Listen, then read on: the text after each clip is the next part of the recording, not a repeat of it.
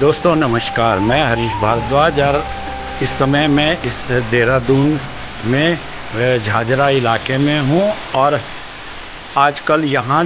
ज़ोरों की बारिश लगी हुई है। और यह जो बारिश है, जिस समय मैं यह वीडियो बना रहा हूँ उस समय यह बारिश जो है रात से कंटिन्यू लगी हुई है। और रात से ही क्या, यह पिछले दिन से ही कंटिन्यू लगी हुई है और लगातार हो रही है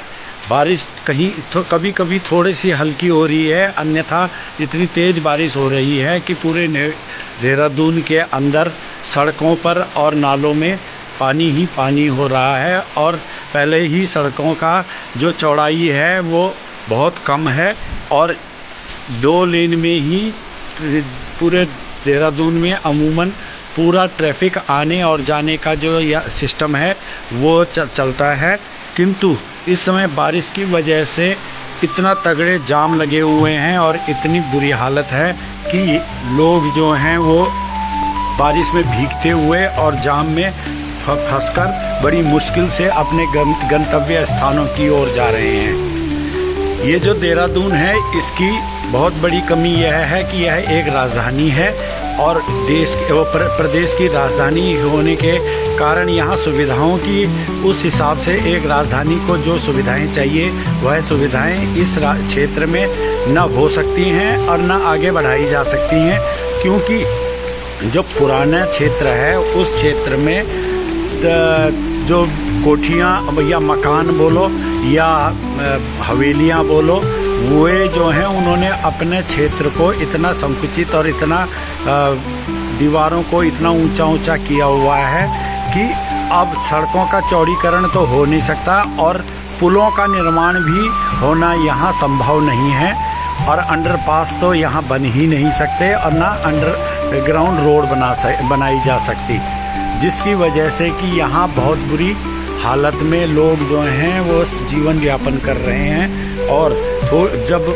बारिश नहीं भी होती तो भी यहाँ इस क्षेत्र पूरे देहरादून में जाम की स्थिति रहती है। और जाम बढ़ाने के लिए जो अतिक्रमणित क्षेत्र हैं वह भी एक मुख्य कारण है। और साथ ही साथ ये जो 2 व्हीलर वाले या लोकल जो लोग जो गाड़ियों का वाहन जो गलियों के से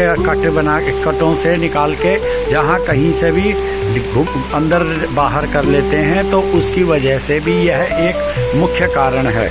इसलिए मेरा अनुमान तो यह है कि इस राजधानी को यहाँ से कहीं बाहर की ओर ले जाना चाहिए। और जैसे उत्तराखंड सरकार और केंद्र सरकार ने पहले घोषित किया था कि उत्तराखंड की यह अस्थायी राजधानी है, स्थायी राजधानी गैरसैंण में बनाई जाएगी, तो राजधानी निर्माण के लिए गैरसैंण को जो है वहाँ कार्रवाई शुरू कर देनी चाहिए और आने वाले 2 या 3 साल के अंदर इस राजधानी को यहाँ से आगे स्थानांतरित कर देना चाहिए, जिससे कि ये जो रोडों पर जाम लग रहा है या जो देहरादून के अंदर जो यातायात व्यवस्था है यह भी नियंत्रित हो सके। और जो ये सड़कें हैं जिनका कि चौड़ीकरण भी नहीं हो पा रहा या इनके ऊपर ना कोई पुल बन पा रहे हैं, ना यहाँ कोई टनल व्यवस्था हो सकती है और ना ही कोई वैकल्पिक संसाधन हो सकते हैं, तो उन से इनको जो राजधानी स्थानांतरित करने से यहाँ का यातायात काफ़ी हद तक अन्य जहाँ राजधानी बनेगी, जैसे गैरसैंण को प्रस्तावित राजधानी क्षेत्र के रूप में विकसित किया जा सकता है और किया जा रहा है, तो वहाँ जल्दी से जल्दी राजधानी को स्थानांतरित कर देना चाहिए।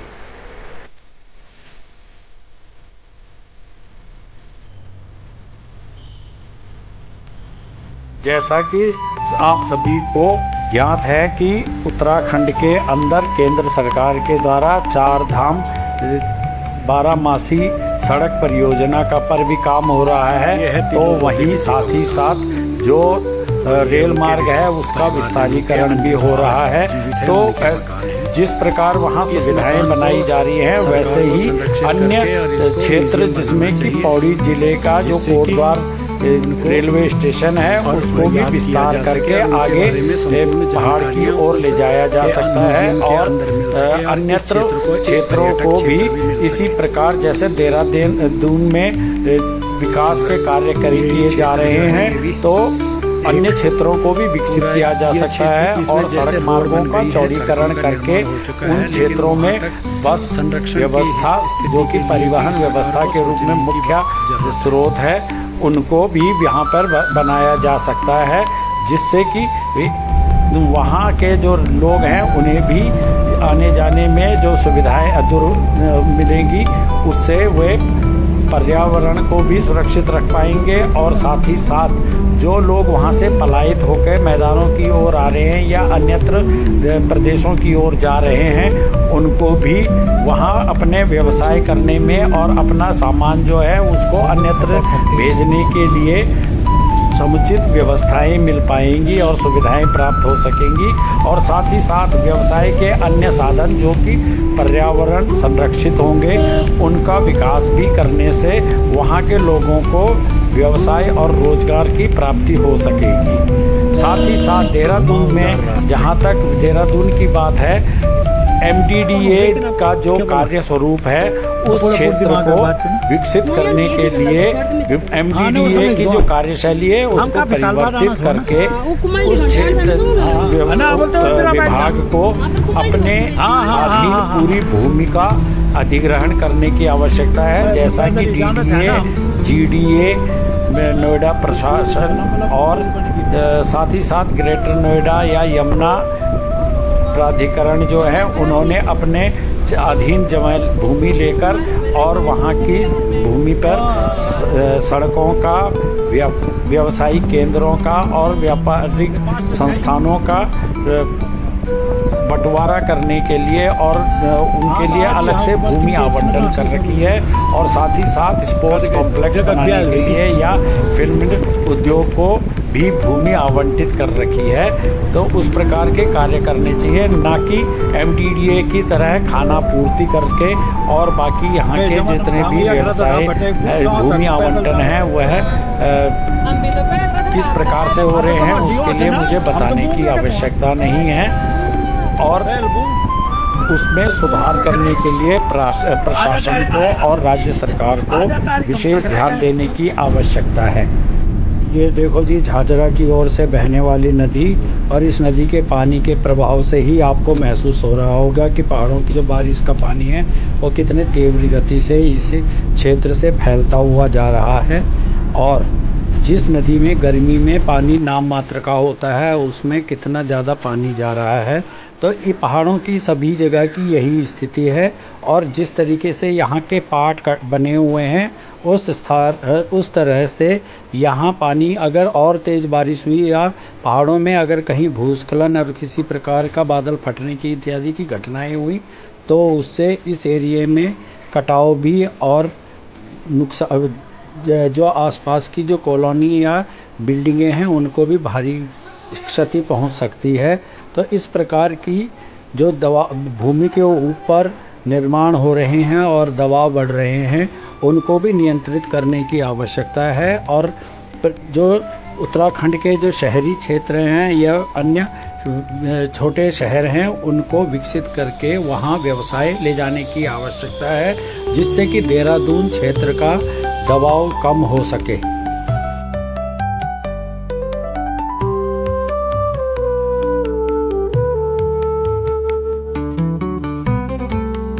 MDDA यदि इस प्रकार के भवन निर्माण करे और लोगों को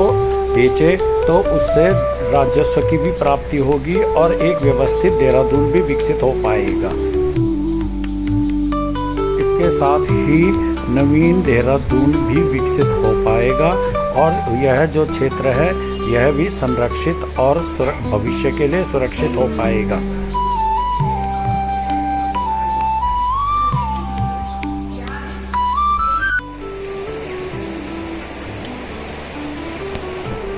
ये सामने जो पहाड़ी पेड़ों के ओट में ऊपर पहाड़ी दिखाई दे रही है और उससे पीछे उधर मसूरी है तो उधर मसूरी में अभी भी बारिश हो रही है। और ट्रैफिक जो है उसकी हालत यह है कि सड़कों पे पूरा पानी बह रहा है और ट्रैफिक जो है वह एक ही लेन से चल रहा है। जिस प्रकार से बिल्डर और MDDA वाले मिली भगत करके सड़कों को बना रहे हैं, भविष्य में जिस प्रकार से यहाँ गाड़ियाँ बढ़ रही हैं और यातायात बढ़ रहा है, उनका आवाजाही की समस्या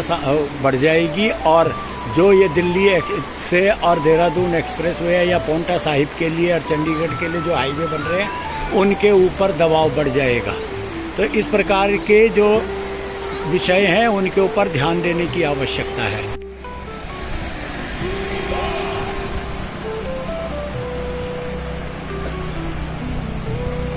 ये है जी नदी, ये पुल के ऊपर से मैं देखो नज़ारे ले रहा हूँ पूरे देहरादून में जो नदी है इसके। और ये देखिए विज्ञान धाम भी आपको दिखाई दे रहा होगा सामने। और ये नदी जो है ये बरसात की जो ये 2 दिन से लगातार बारिश हो रही है और अभी भी इस समय हल्की हल्की बूंदाबांदी हो रही है और कभी भी ये बढ़ सकती है क्योंकि अलर्ट आया हुआ है मौसम विभाग का। तो ये जो नदी है इसके ऊपर अगर बांध डैम साइड में अगर बांध बना दिया जाए, चेक डैम बोलते हैं जिसे, तो उससे एक और जहां यह पानी जो है यह सुरक्षित तरीके से आगे सीधा बहाव कर सकेगा और वहीं यह भूमि कटाव को भी रोकेगा और उसके साथ साथ जो ये देहरादून के अंदर जो रोडों का जो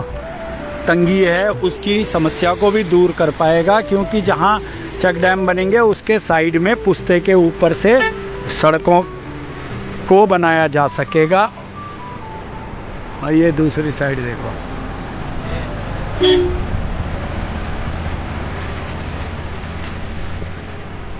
ये मैं अभी दूसरी साइड ले जा रहा हूँ।